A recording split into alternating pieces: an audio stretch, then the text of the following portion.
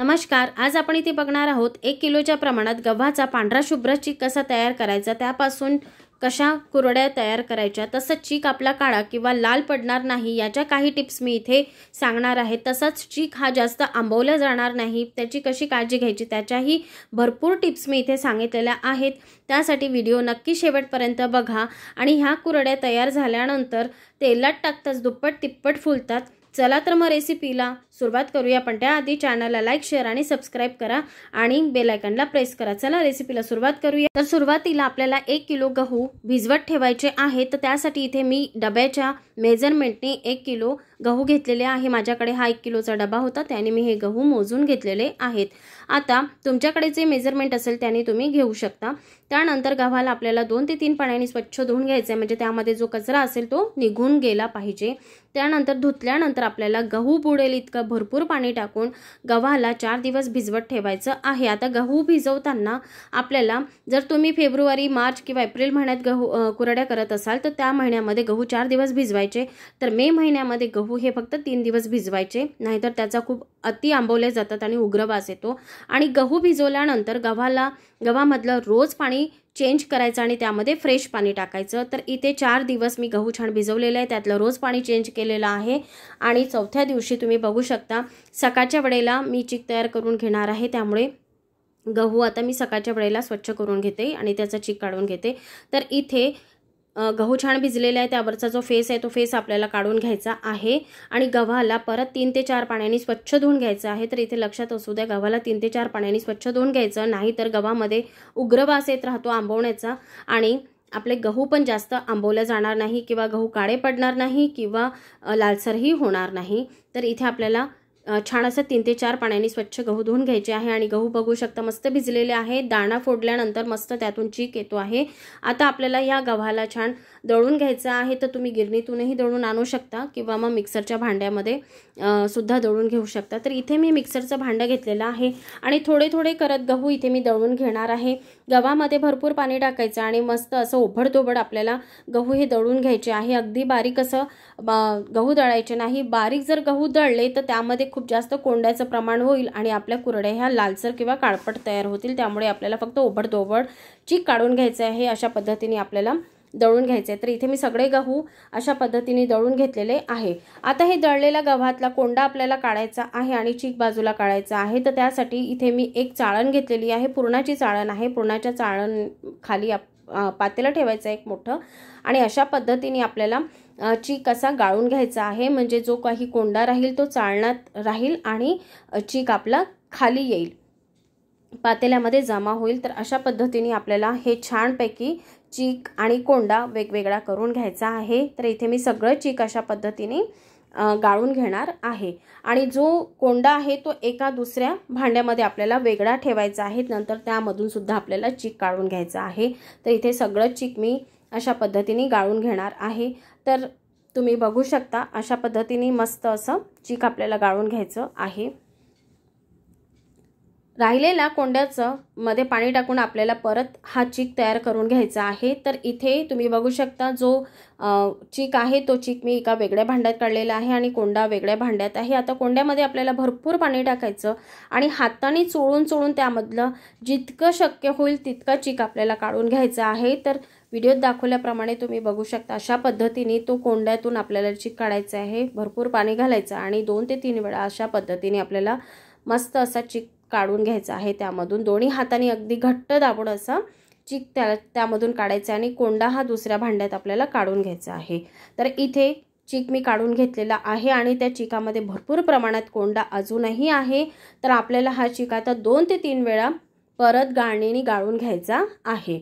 तर इथे मी परत पुरण बनवण्याची जी चाळण आहे ती चाळण घेतलेली आहे, म्हणजे त्यातून छान आपला जेवढा काही चीक असेल तो चीक निघेल। तर इथे तुम्ही बघू शकता इथे भरपूर प्रमाणात कोंडा निघालेला आहे। आपल्याला परत ही प्रोसिजर 2 ते 3 वेळा करायचं आहे। हा जो चीक आहे खालचा जो गाळलेला तो चीक परत आपल्याला आता बारीक चाळणीने, जो आपण पीठ गाळायची चाळणी असते त्याने 2 ते 3 वेळा चाळून घ्यायचा आहे। तर इथे इथे मी परत हा चीक एका दुसऱ्या भांड्यात घेऊन इथे गाळून घेणार आहे. म्हणजे यामधला जोपर्यंत कोंडा निघत नाही तोपर्यंत आपल्याला हा चीक गाळून घ्यायचा आहे. तर इथे मी ही प्रोसिजर 2 ते 3 वेळा केलेली आहे. 2 ते 3 वेळा कोंडा निघेपर्यंत आपल्याला हा चीक गाळून घ्यायचा आहे. तुम्ही बघू शकता जितक्या वेळा मी गाळते तितक्या वेळा कोंडा निघतच आहे. आता जो कोंड्याचा चीक निघालेला होता तो मी मोठ्या भांड्यात घेतलेला आहे आणि त्यामध्ये मी जो आपण आधी गव्हाचा चीक काढलेला होता तो सुद्धा मी आता मिक्स करत आहे. तर त्यासाठी तो सुद्धा आपल्याला गाळूनच घ्यायचा आहे. तर इथे मी पीठ गाळण्याच्या गाळणीने हा चीक गाळून घेतलेला आहे आणि दोन्ही चीक एकत्र केलेला आहे.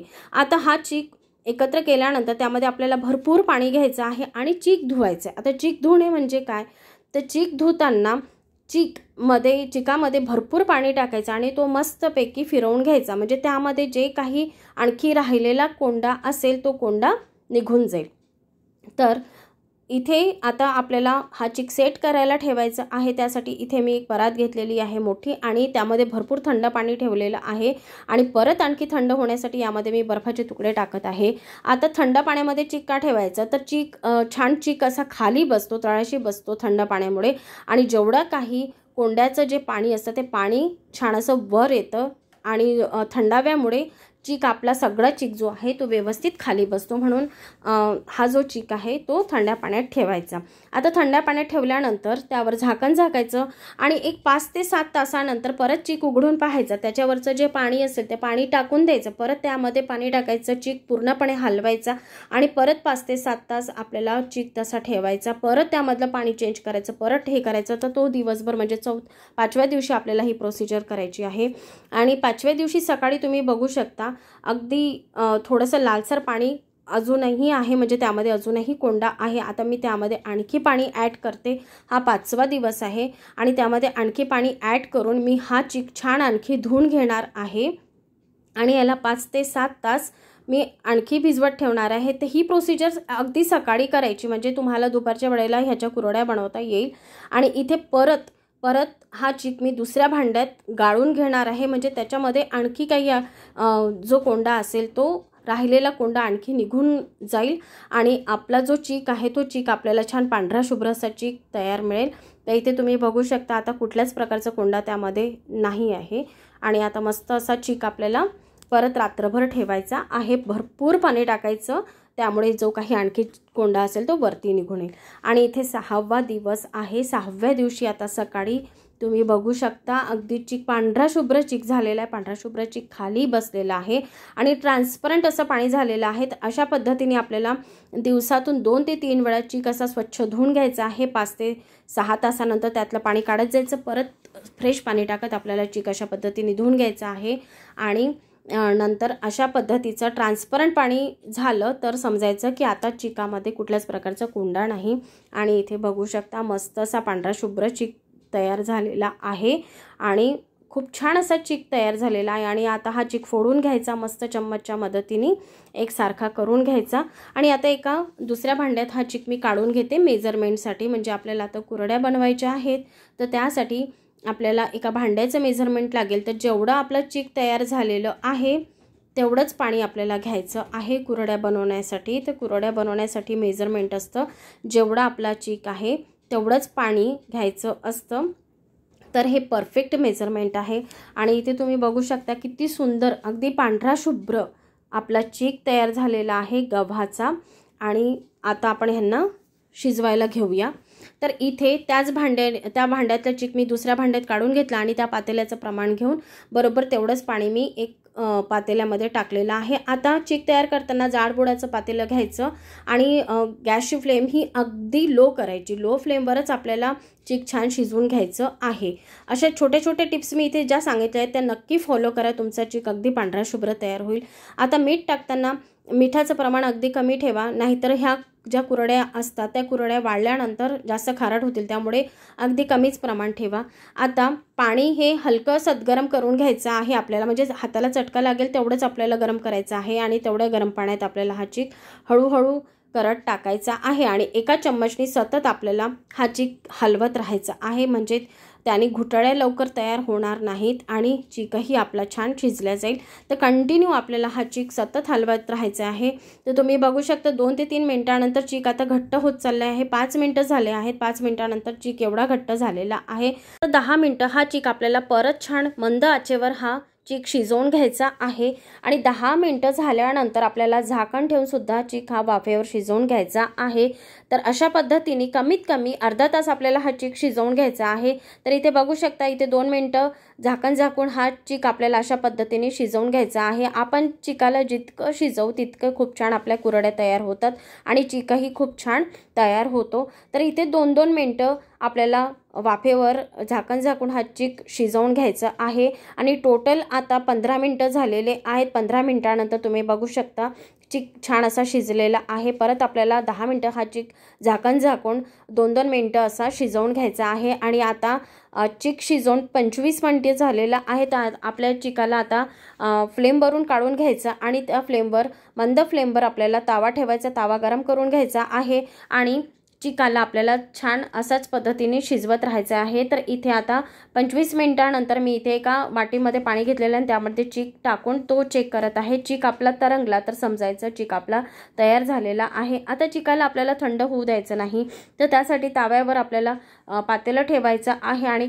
खालून गॅस आपला सुरूच ठेवायचा आहे आणि नंतरची प्रोसिजर आपल्याला पटापट करायची आहे। तर अशा पद्धतीने मी इथे साचा घेतलेला आहे आणि चिक छान आपला तयार झालेला आहे आणि चिक गरम असल्यामुळे हळूवारपणे आपल्याला हे काम करायचं आहे। तर गरम असतानाच आपल्याला कुरड्या पाडून घ्यायच्या आहेत। तर सुरुवातीला इथे मी काही ताटांमध्ये ह्या कुरड्या पाडून घेणार आहे, कारण वाळवताना ताटाचा उपयोग केला तर फार छान होतं आणि त्यानंतर मी इथे पॉलिथिनवर सुद्धा या कुरड्या टाकून घेणार आहे। तर इथे तुम्ही बघू शकता खूप छान पांढऱ्या शुभ्र कुरड्या तयार झालेल्या आहेत। अगदी छोट्या छोट्या टिप्स फॉलो केल्या तर आपल्या कुरड्या ह्या खूप परफेक्ट तयार होतात, पांढऱ्या शुभ्र कुरड्या तयार होतात आणि इथे पॉलिथिनवर आणि ताटामध्ये सुद्धा मी ह्या कुरड्या टाकून घेतलेल्या आहेत आणि 3 दिवस कडकडीत उन्हात वाळवून घेतलेल्या आहेत। आता 3 दिवसानंतर तुम्ही बघू शकता कुरड्या खूप छान तयार झालेल्या आहे, काड्या पडलेल्या नाही, लाल झालेल्या नाही, पांढऱ्या शुभ्र अशा कुरड्या आपल्या तयार झालेल्या आहेत आणि मस्त अशा कुरड्या तयार झालेल्या आहेत। 3 दिवसाची ऊन आपल्याला कुरड्यांना द्यायची आहेत। आता दुसरीकडे मस्त कढई ठेवलेली आहे, त्यामध्ये तेल टाकलेले आहे। तेल छान कडकडीत गरम करायचं आणि कुरड्या मी तुम्हाला तळून दाखवत आहे त्या आकारापेक्षा दुप्पट ह्या कुरड्या फुललेल्या आहेत। कुरकुरीत अशा मस्त खमंग अशा कुरड्या तयार झालेल्या आहेत। कुठल्याही प्रकारचा पापड, खार, फिटकरी किंवा मग सोड्याचा वापर न करता आपल्या कुरड्या मस्त इथे आपल्या कुरकुरीत खुसखुशीत कुरड्या तयार झालेल्या आहेत। तर अशाच नवीन नवीन रेसिपींना फॉलो करायसाठी माझ्या चॅनलला सबस्क्राईब करा, लाईक करा, शेअर करा आणि भेटूया पुन्हा अशाच नवीन वाळवण रेसिपीसोबत। तोपर्यंत धन्यवाद।